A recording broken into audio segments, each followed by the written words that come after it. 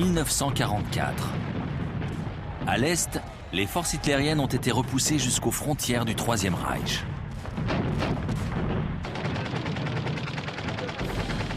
Mais l'Allemagne n'est pas au bout de ses peines. Depuis des mois, les Alliés planifient un gigantesque assaut dont le but est d'ouvrir un deuxième front en France. Des troupes s'exercent déjà.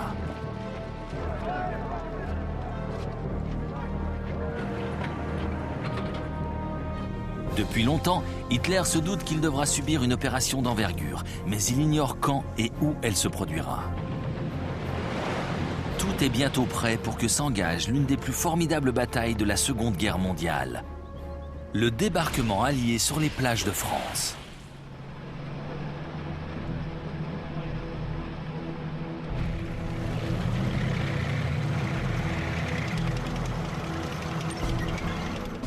Le Premier ministre britannique Winston Churchill est persuadé que cette invasion est la seule tactique capable de faire chuter le Troisième Reich.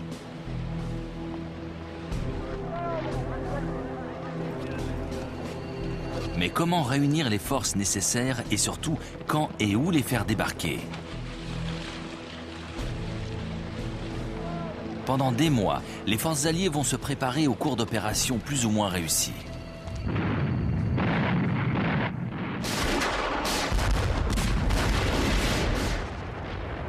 Dès le mois de décembre 1941, les commandos britanniques réalisent un raid sur Vaagso, une île norvégienne occupée par les nazis.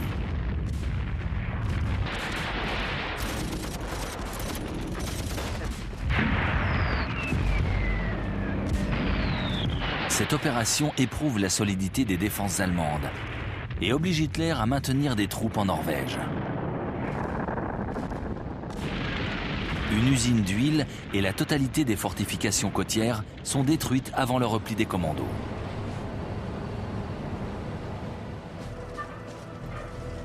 En août 1942, un contingent principalement formé de soldats canadiens et britanniques est impliqué dans une action beaucoup plus ambitieuse, le débarquement de Dieppe. Cet assaut a pour but de tester les défenses allemandes. Il doit également fournir une première expérience du feu aux troupes canadiennes. Mal préparée, l'opération se transforme en massacre.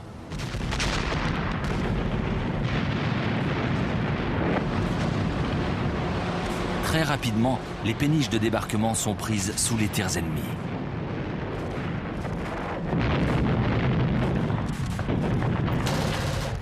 Parvenus sur le rivage, les fantassins sont cloués sur place.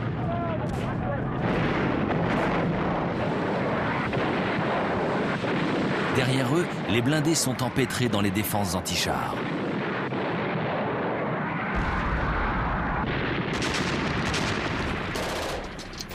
Sur les 29 engins débarqués, la moitié seulement franchit la promenade. 1200 soldats alliés sont tués, 3000 sont blessés ou faits prisonniers.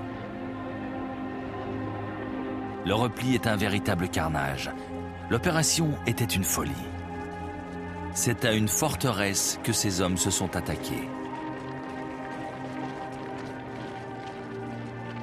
Il va falloir attendre un bon moment avant d'envisager un nouveau débarquement en France.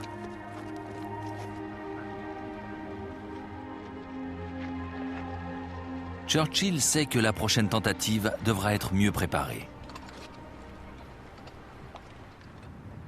De conférences internationales en réunion secrète, le Premier ministre britannique, le président américain Franklin Roosevelt et les plus hautes autorités militaires conviennent enfin d'une date.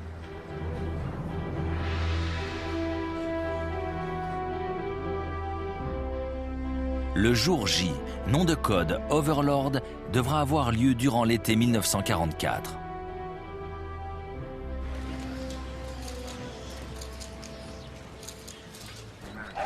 Évidemment, les Allemands se sont préparés à cette éventualité. Depuis l'hiver 1941, ils ont réquisitionné des milliers d'ouvriers pour construire ce que l'on va communément appeler le mur de l'Atlantique. Il est constitué de gigantesques fortifications dont la ligne court du Danemark jusqu'aux portes de l'Espagne. les ingénieurs nazis y ont fait construire un vaste réseau de casemates, blocos et autres emplacements d'artillerie de tout calibre. Les plages sont minées et encombrées de fils de fer barbelés. Enfin, des obstacles en bois ou en béton sont disposés pour empêcher les péniches d'accoster. Hitler se vante.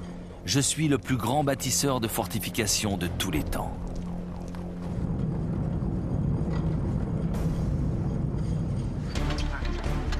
Juste après l'attaque sur Dieppe, les travaux du mur de l'Atlantique ont redoublé d'intensité.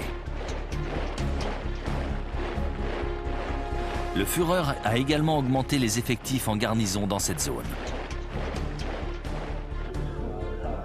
Le commandant des forces ouest, le Feldmaréchal Gerd von Rundstedt, disposera de 15 divisions supplémentaires.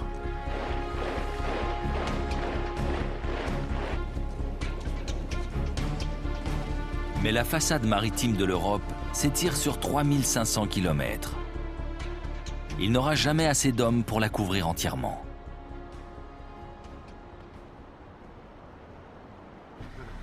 Rundstedt doit prendre une décision difficile. Où doit-il placer ses forces pour mettre toutes les chances de son côté en cas d'invasion? La question divise jusqu'aux plus hautes instances du commandement allemand. Rundstedt propose de stationner une forte réserve de Panzer au nord-ouest de Paris. Une fois le lieu de débarquement connu, il pourra les expédier pour contrer l'invasion.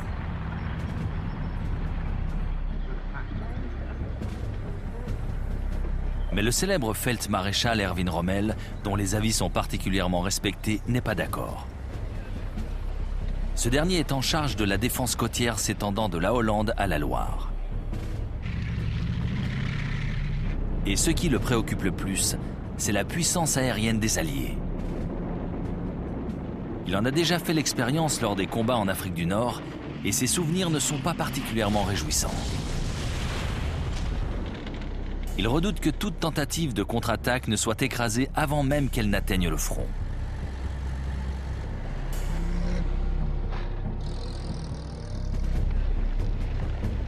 Il a également inspecté le mur de l'Atlantique et il sait que les Alliés interviendront par surprise, là où on les attend le moins. Il préconise donc de concentrer les forces de Panzer le plus près possible de la côte.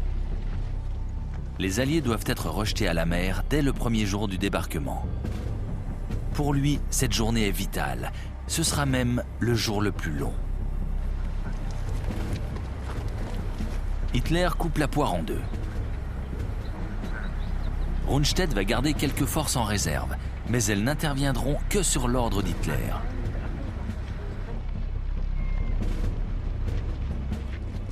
Le reste des troupes est dispersé le long de la façade atlantique, selon le souhait du renard du désert. Ce compromis va s'avérer être la pire des solutions. Il n'y aura jamais assez de réserves, ni assez de blindés près des côtes.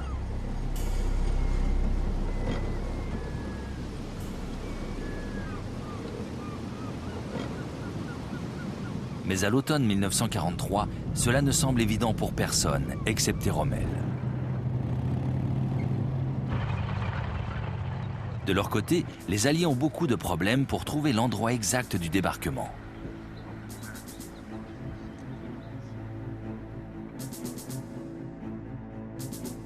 Le général Frédéric Morgan, en charge d'établir le plan d'invasion, propose deux options: le Pas-de-Calais et la Normandie. Le Pas-de-Calais recueille tous les suffrages. Il est plus facile d'accès.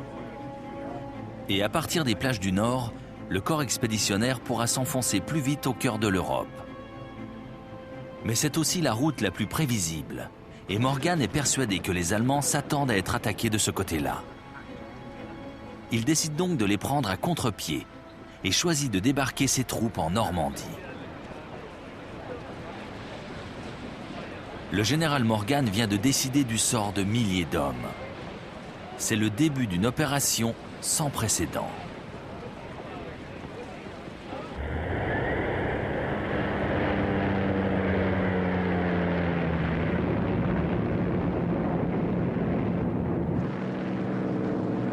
l'automne 1943, les avions de reconnaissance alliés quadrillent les régions côtières du nord de la France.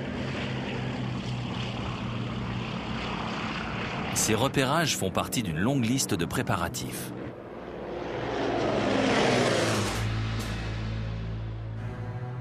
Les résistants français dressent les plans des zones fortifiées. Des commandos collectent des échantillons de sable afin de tester la structure des sols sur lesquels les véhicules devront se déplacer.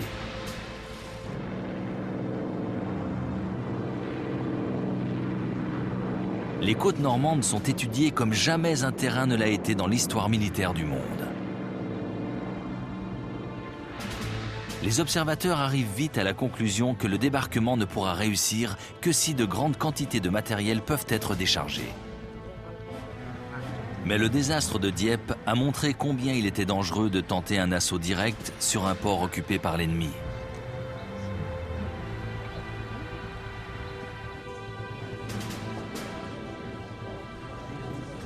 Les stratèges britanniques vont mettre au point une alternative pour le moins géniale.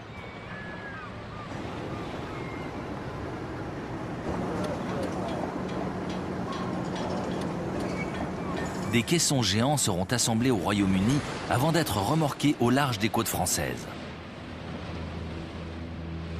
Sur place, ils seront coulés en eau profonde pour former des ports artificiels. Le nom de code de ce débarcadère est Mulberry, qui signifie mûr, du nom du fruit.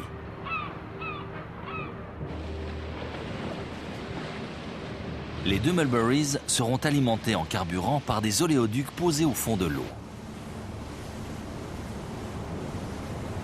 Les canalisations parcourront plus de 150 km.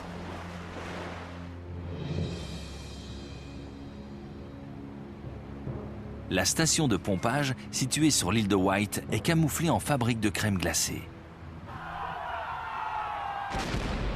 Le raid raté sur Dieppe a également révélé un second problème. Comment appuyer les premières vagues qui monteront à l'assaut des fortifications allemandes ?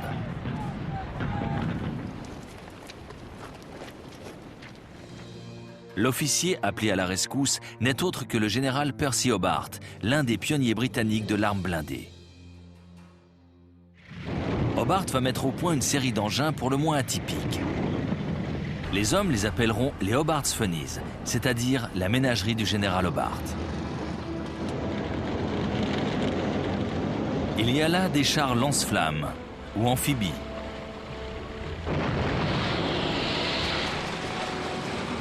Des chars anti-mines munis de fléaux. Et le char bobine pour progresser sans risque sur les sables mouvants.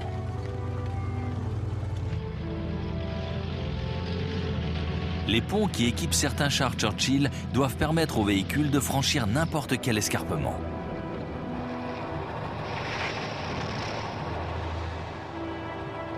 Certains blindés sont munis d'énormes fagots qu'ils disposent dans les fossés. D'autres sont conçus pour traverser des obstacles encore plus larges.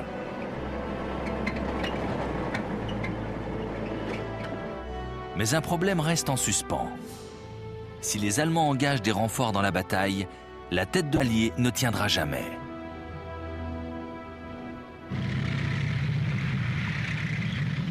Ils n'ont qu'une solution.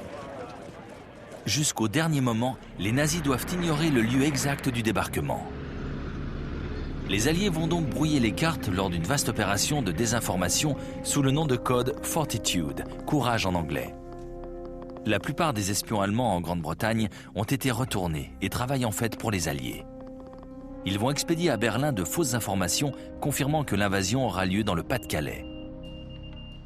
Ils font également croire qu'une attaque de diversion sera déclenchée simultanément sur les côtes normandes.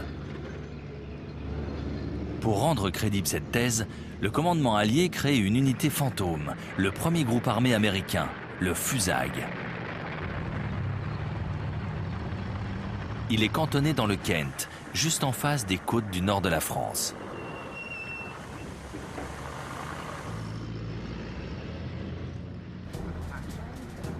Son chef n'est autre que le général américain George Patton. Pendant la campagne d'Italie, il a été déchargé de toute fonction après avoir giflé et injurié 2 soldats traumatisés par les combats.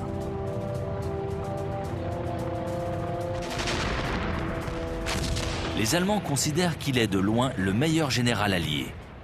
À leurs yeux, il a le profil idéal pour diriger des opérations d'invasion en Europe de l'Ouest.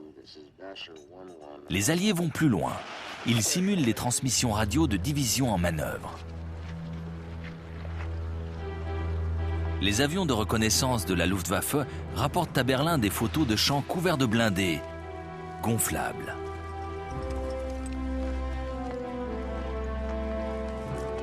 Par souci du détail, les traces des chenilles ont été soigneusement reconstituées.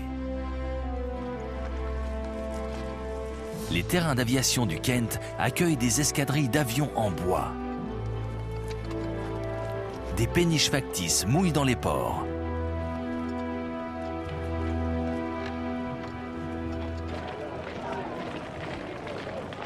Certains soldats portent de faux écussons spécialement créés pour l'occasion. Les Allemands sont mystifiés.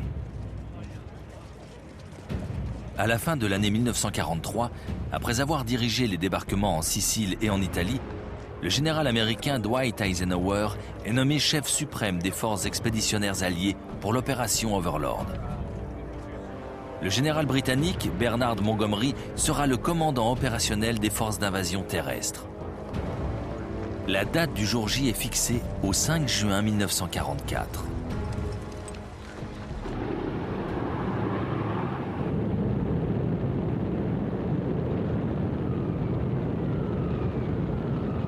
Deux mois avant le débarquement, Eisenhower lance une offensive aérienne pour bloquer les communications ennemies sur les côtes de France.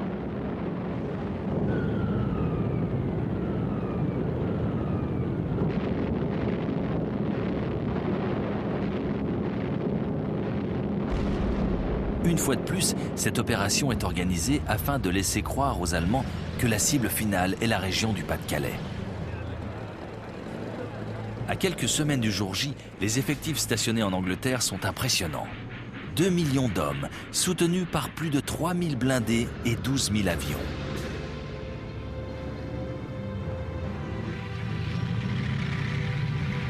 Les Allemands savent pertinemment que l'offensive est imminente. Mais l'opération Fortitude les a trompés. Ils ont les yeux rivés sur le Kent et sont persuadés que le débarquement principal aura lieu dans le Pas-de-Calais.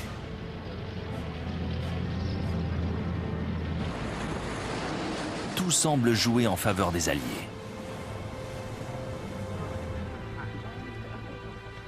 Les troupes ont été parfaitement informées. Mais les conditions climatiques changent subitement. Il pleut, la visibilité est faible et une tempête se lève dans la Manche.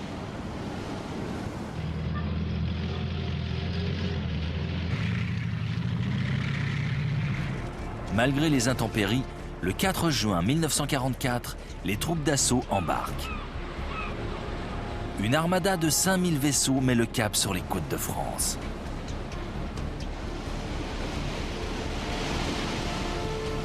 Malheureusement, les conditions météorologiques se dégradent. La flotte est contrainte de rebrousser chemin. L'attaque est reportée. C'est le début d'une longue attente pour les 173 000 hommes des premiers assauts.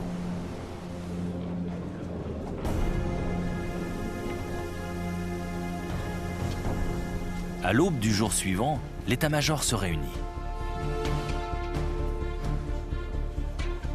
Les commandants des forces navales sont prêts à appareiller dans l'heure. Mais les chefs des forces aériennes ont des doutes. Le mauvais temps diminue considérablement la visibilité des pilotes. Le soutien aérien n'est donc pas garanti. Après un long silence, Eisenhower se décide. On y va.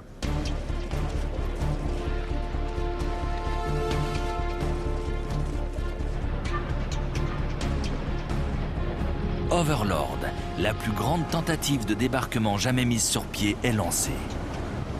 Le jour J peut commencer.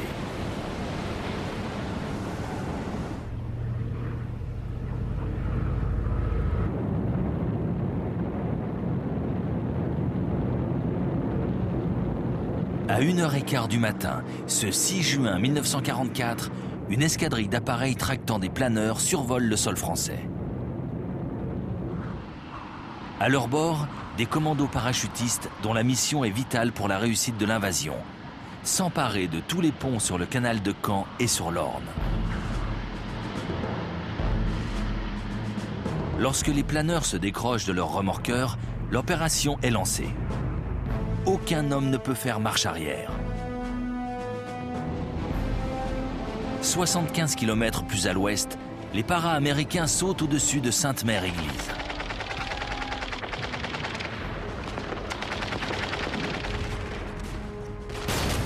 Le village est rempli d'Allemands. Les combats sont féroces.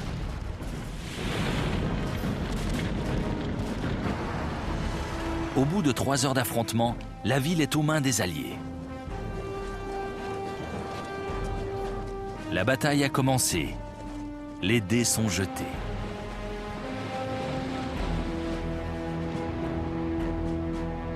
Au même moment, sur le front de mer, les sentinelles allemandes en poste dans leurs casemates sont éberluées. Une armada se dessine dans les brumes de l'aube.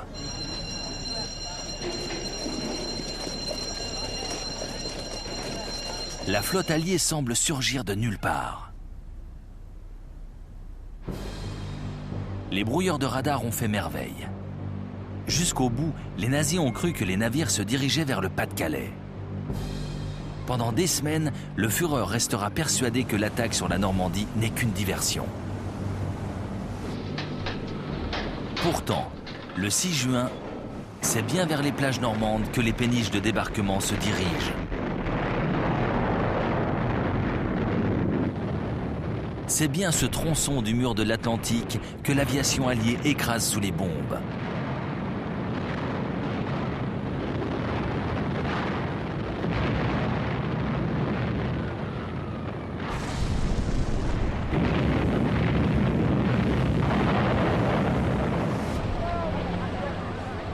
Au large, les barges sont remplies d'hommes rendus malades par la houle et la peur. Dans quelques minutes, les premières vagues de fantassins vont fouler le sable de France. Heureux ceux qui y arriveront, car tous les canons allemands n'ont pas été réduits au silence.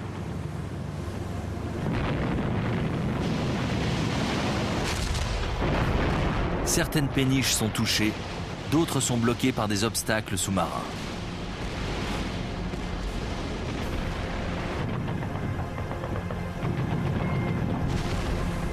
À 6h30, les premières vagues s'élancent enfin.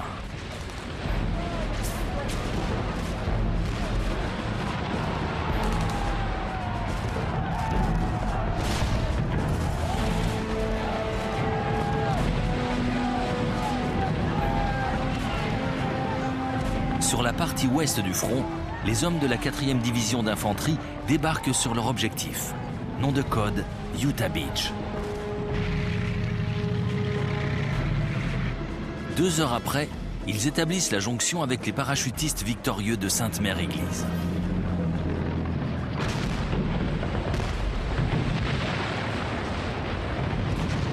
À quelques kilomètres de là, sur Omaha Beach, c'est l'enfer. Les fortifications sont épouvantablement hautes. Rester ou sortir de la plage semble impossible. Depuis qu'ils ont jailli des barges, les soldats de la 1re division d'infanterie sont fauchés par les mitrailleuses allemandes.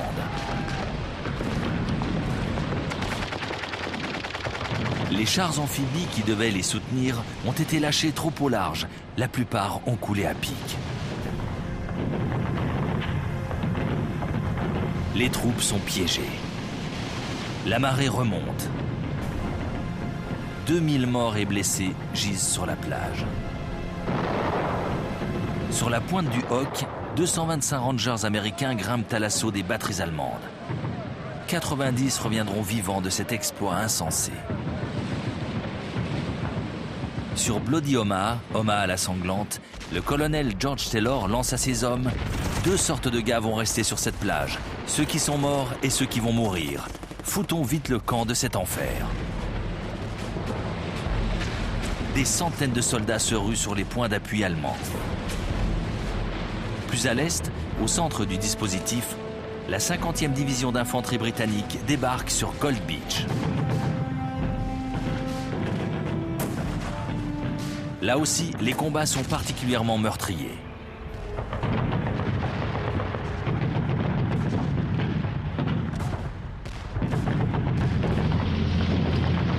Mais la ménagerie du général Hobart peut entrer en action.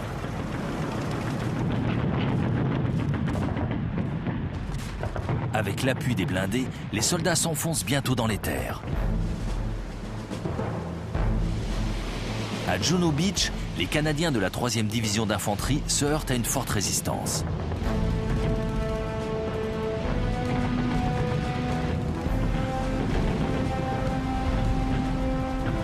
Ici aussi, ils devront leur réussite au soutien des chars amphibies ou lance-flammes du général Hobart.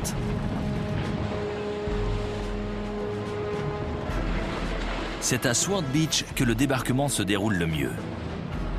La 3e division d'infanterie britannique n'y rencontre qu'une faible opposition.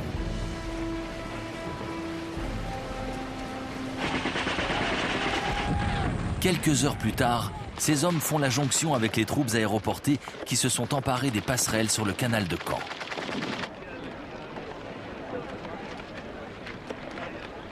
En début d'après-midi, plusieurs têtes de pont sont solidement établies.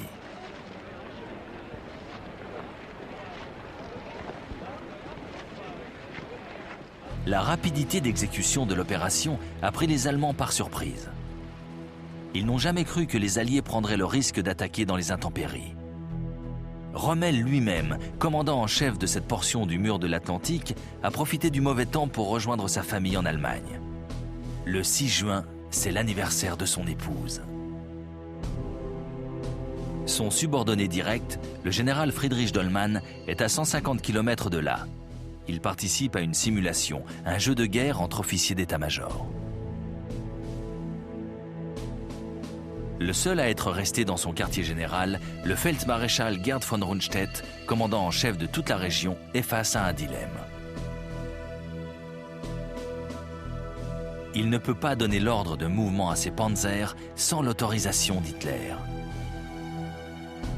Or, le Führer dort, et ses aides de camp ne veulent pas prendre le risque de le réveiller. Il est midi lorsqu'on lui communique la nouvelle de l'invasion, mais il ne la prend pas au sérieux.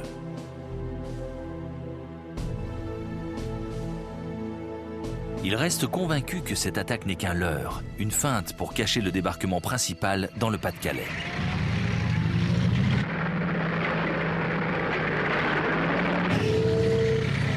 Finalement, en fin d'après-midi, il donne l'ordre à ses réserves de se mettre en marche.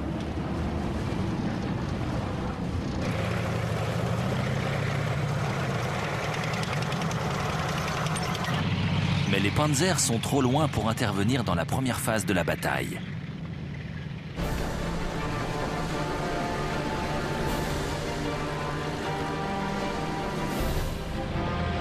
Malgré la résistance acharnée des Allemands, les têtes de pont sur Utah, Gold, Juno et Sword Beach sont parfaitement en place.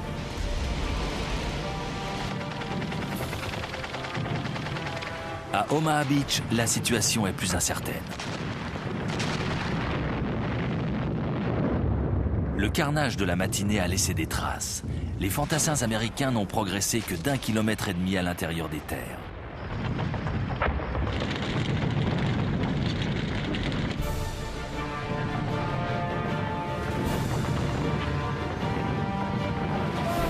Mais lorsque la nuit tombe, ce 6 juin 1944, 156 000 hommes ont débarqué en Normandie.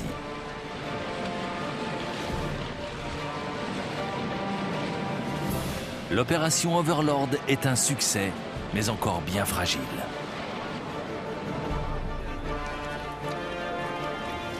Ce premier jour a permis d'établir un vaste point d'appui à partir duquel les renforts vont pouvoir s'élancer. Une autre phase de la guerre débute. Les Alliés vont maintenant devoir pénétrer à l'intérieur du bocage normand pour s'emparer des grandes agglomérations. La bataille de Normandie peut commencer.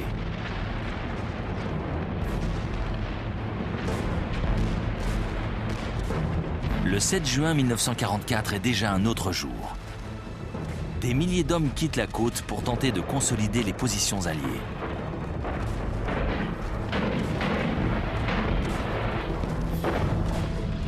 Le bocage normand va se révéler être le pire des champs de bataille. Chaque haie, chaque fossé est propice aux embuscades. Les mitrailleuses et les canons anti-chars allemands se camouflent dans les chemins creux, sous les frondaisons.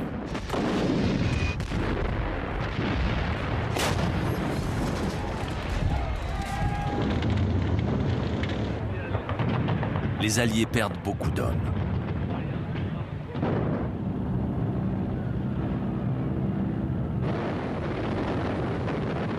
Heureusement, leur aviation a la maîtrise du ciel.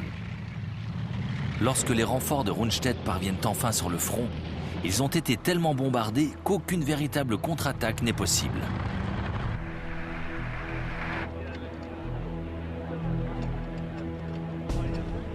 Les colonnes de Panzer ont elles aussi été harcelées par la résistance française.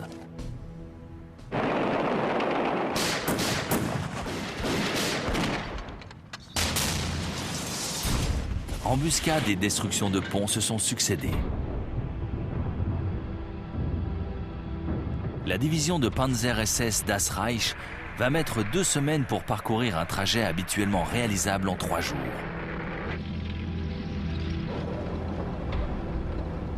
Les soldats nazis se vengent alors sur les populations civiles.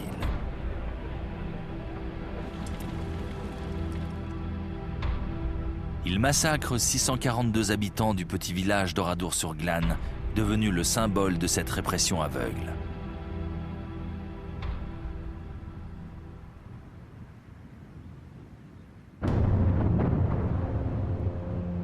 En Normandie, après 4 jours de combat, toutes les têtes de pont font la jonction.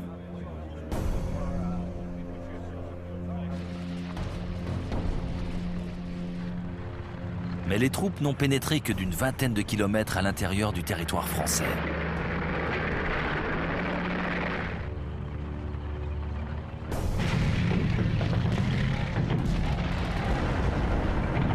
Six jours après le débarquement, le général Montgomery lance un assaut sur Caen.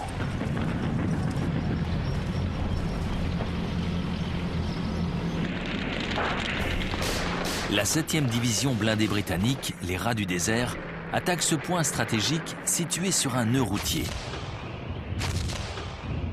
Mais 5 chars Tigre bloquent les unités de pointe dans le village de Villers-Bocage.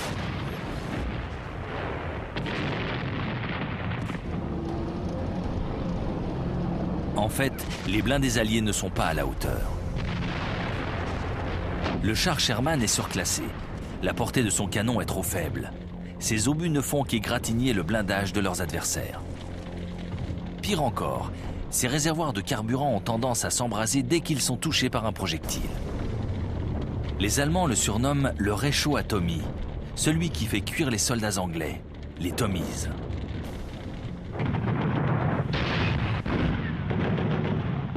Lors de l'offensive sur Caen, 10 blindés britanniques sont mis hors de combat en moins de 5 minutes. L'attaque est suspendue.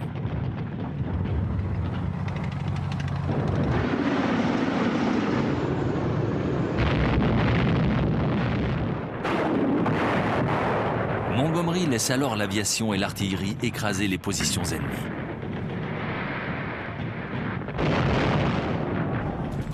Mais c'est loin d'être suffisant et les Rats du désert battent en retraite. Caen reste allemande.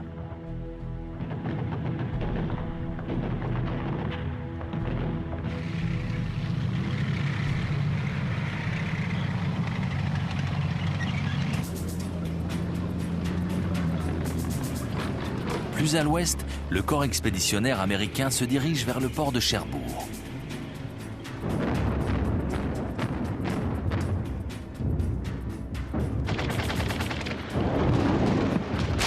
Il faut près de 10 jours d'affrontement pour approcher des faubourgs de la ville.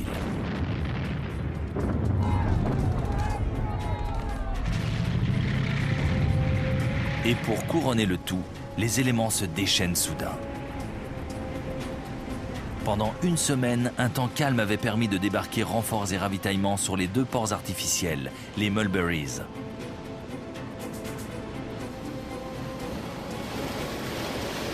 Mais une tempête se lève sur la Manche.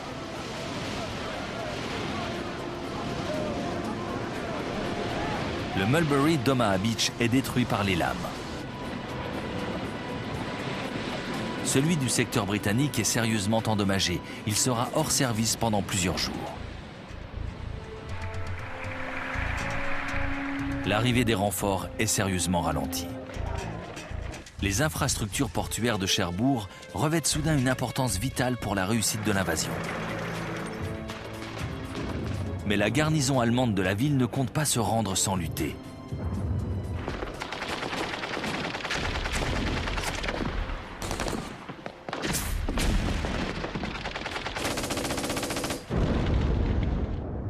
On se bat pour chaque maison, chaque rue, chaque carrefour.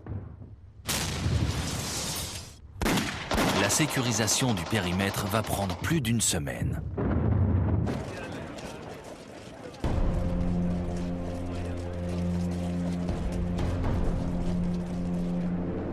Lors de la prise de la ville, le port n'est plus qu'un tas de ruines.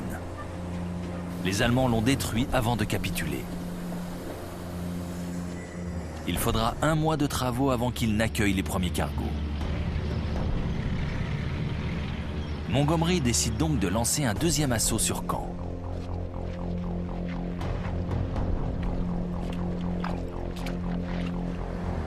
Mais les pluies torrentielles ont transformé les chemins en rivières de boue. Le plafond est si bas que l'aviation ne peut intervenir.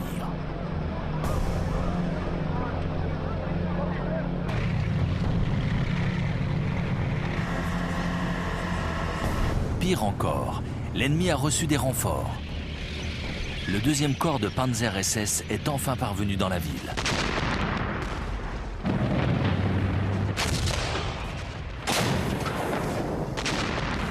Après 4 jours de combat, l'offensive est à nouveau stoppée.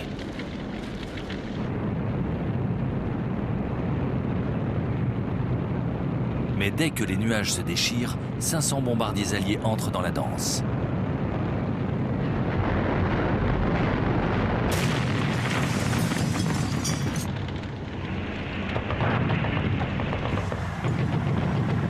Caen est dévasté.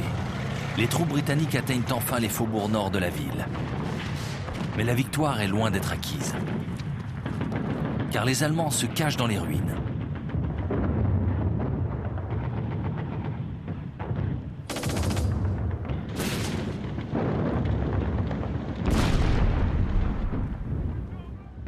La prise de Caen commence à coûter très cher en vie humaine aux Alliés.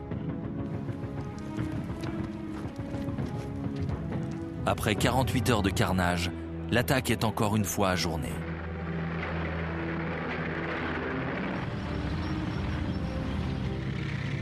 Trois semaines plus tard, Montgomery tente sa chance une 4e fois.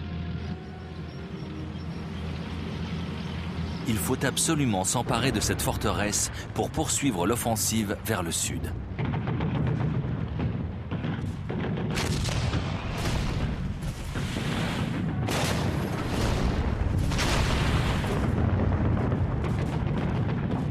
Après 2 jours de combats acharnés, Caen est enfin libéré.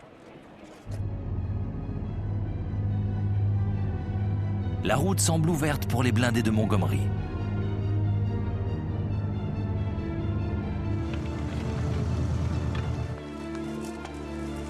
Mais les Allemands sont en embuscade.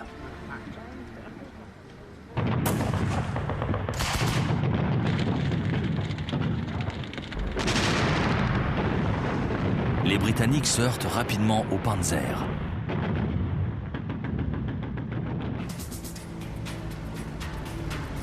Plus à l'ouest, les troupes américaines semblent progresser plus facilement.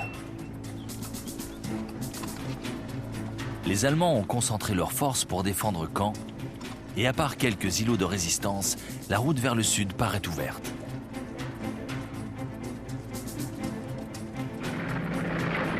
Le rouleau compresseur américain se met en marche.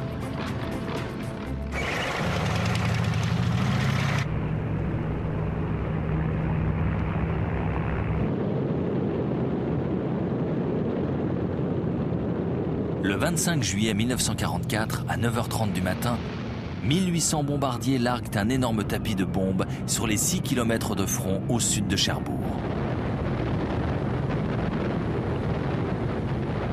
C'est le début de l'opération Cobra, une tentative de percée qui se veut décisive.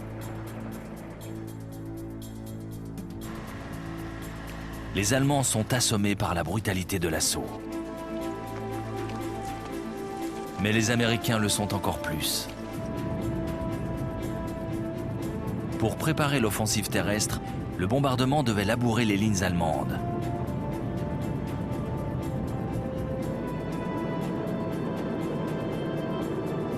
En fait, une partie des bombes est tombée sur les troupes américaines. C'est le massacre inutile et cruel. Près de 1000 GIs sont blessés ou tués.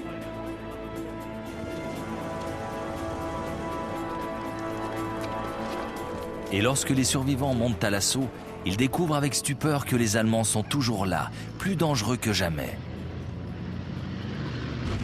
Le bombardement a été un échec.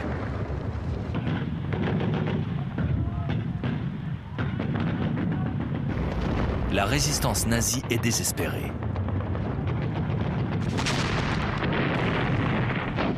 Les combats sont si meurtriers que l'état-major américain semble devoir stopper l'offensive.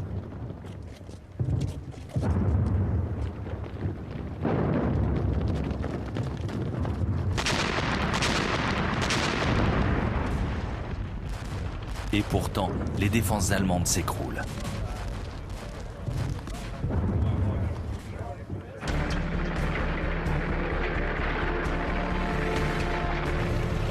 Le lendemain, les blindés américains réalisent une percée. La route est enfin libre. La Wehrmacht est à terre. Les Alliés poussent leur offensive vers le cœur du territoire français.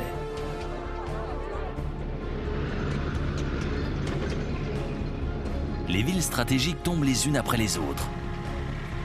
Coutances, puis Avranches.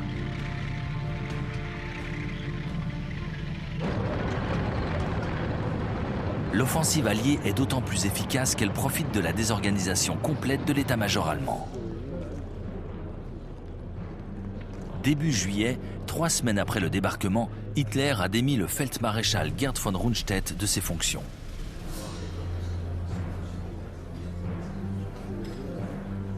Pour le Führer, Rundstedt est un défaitiste convaincu que le combat de l'Allemagne est perdu d'avance. Il est remplacé par le Feldmaréchal Günther von Kluge, en provenance directe du front de l'Est. Un officier supérieur certes aguerri, mais qui n'a aucune expérience du front occidental. Pour couronner le tout, au cœur de l'été, la voiture de Rommel est prise pour cible par un avion de chasse britannique. Le Feldmaréchal est grièvement blessé. Enfin, un attentat contre Hitler survient au moment même où le commandement nazi est en pleine confusion. Le 20 juillet 1944, un héros de guerre désabusé, le colonel Klaus Schenk von Stauffenberg, dissimule un engin explosif dans la salle de réunion du quartier général d'Hitler en Prusse orientale.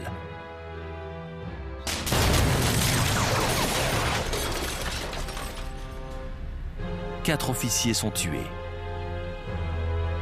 Hitler ne doit la vie sauve qu'au poids et à la solidité de sa table de conférence en chêne.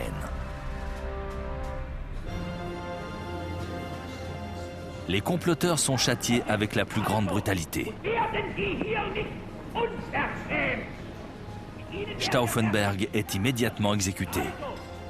Pour la forme, ses complices sont jugés. Ils seront tous pendus. Hitler peut tenter de se montrer sous son meilleur jour lorsqu'il rend visite aux blessés. En réalité, il ne fait plus confiance à personne. Malgré l'accumulation d'erreurs stratégiques, il assume désormais le commandement tactique sur tous les champs de bataille.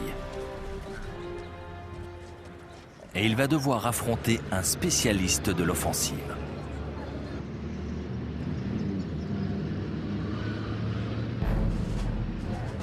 le général George Patton est de retour aux affaires et cette fois, il commande une force qui n'est pas fictive. Ses troupes se déploient, prennent Rennes, Mayenne et s'approchent du Mans. Elle serre de près les forces nazies qui reculent partout.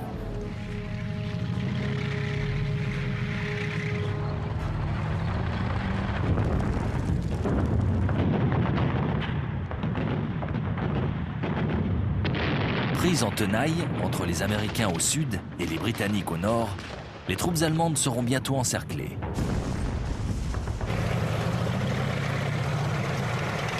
Fidèle à sa tactique, Hitler refuse la retraite. Mais plus lucide que lui sur la situation, ses soldats préfèrent tenter de se replier.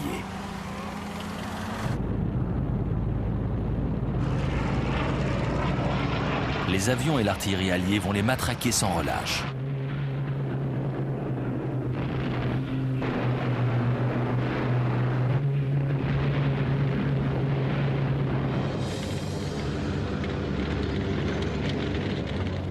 Chez les fuyards, les pertes sont énormes.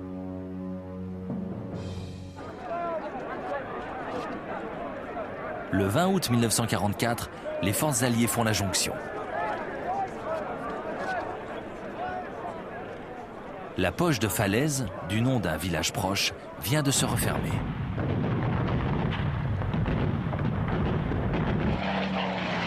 Un grand nombre d'Allemands y restent piégés.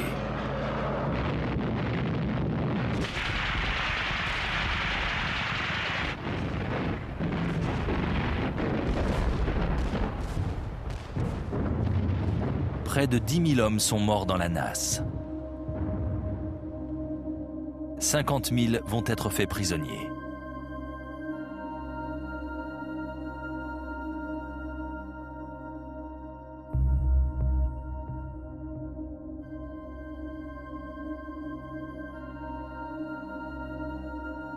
C'est la fin de la bataille de Normandie.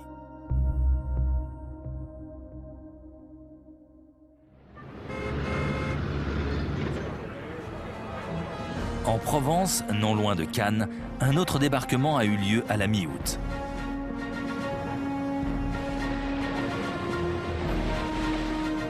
Les forces alliées, dont la première armée du général Delattre de Tassigny, doivent remonter vers le nord.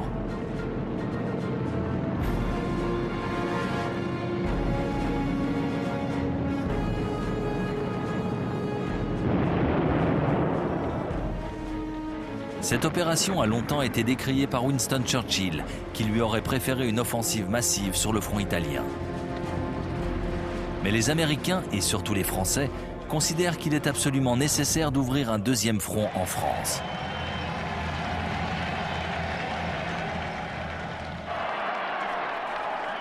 C'est une population en liesse qui accueille les libérateurs.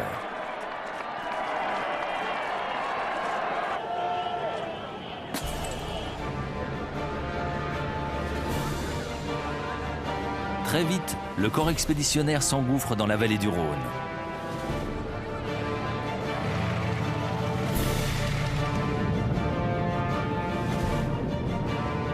Lyon sera libéré le 3 septembre 1944.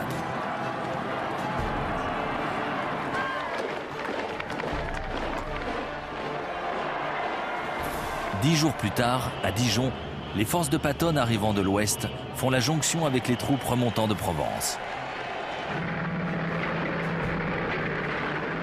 Les Allemands stationnés dans la région sont en fuite.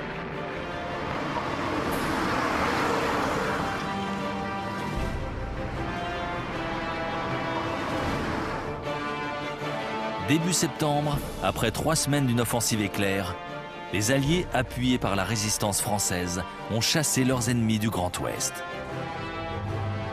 Paris s'est soulevé. La capitale ne connaîtra pas le triste sort de Varsovie. Elle sera libérée le 26 août. Désormais, rien ne semble pouvoir empêcher les forces alliées de se ruer sur les frontières du Troisième Reich.